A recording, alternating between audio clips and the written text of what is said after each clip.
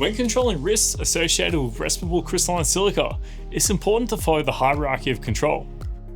If elimination, substitution, or isolation aren't possible, engineering controls should be used. The two most common forms of engineering controls are on-tool dust extraction and on-tool dust suppression. This video will talk about on-tool dust suppression. An on-tool dust suppression system uses a continuous supply of water to control dust at the source.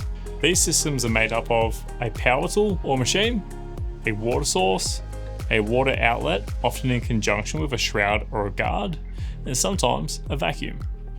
On-tool dust suppression can be used with a range of tools and machines, including saws, grinders, corers, jackhammers, and excavators. If you choose to use on-tool dust suppression, it's important to plan ahead so you have access to clean water. This can be supplied by the mains or by a tank.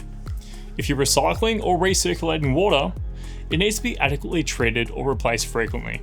If water containing crystalline silica is used, this may result in re-exposure. The water supply needs to be directed at the point of contact, and the flow rate needs to be high enough to suppress the dust. This is usually around half a litre a minute. Any overspray needs to be pointed away from you or anyone else. On-tool dust suppression systems will create a slurry that contains crystalline silica.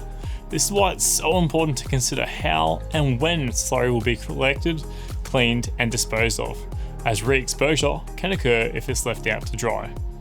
Collection and cleaning methods can include cleaning the slurry with a wet-dry vacuum, shoveling the slurry into a bag while it's still wet, or collecting the slurry at the source. Offcuts also need to be collected and disposed of appropriately to eliminate any further dust from being created. Lastly, if you plan to use an electrical tool, machine, or extension cord, always ensure they're safe to use around water.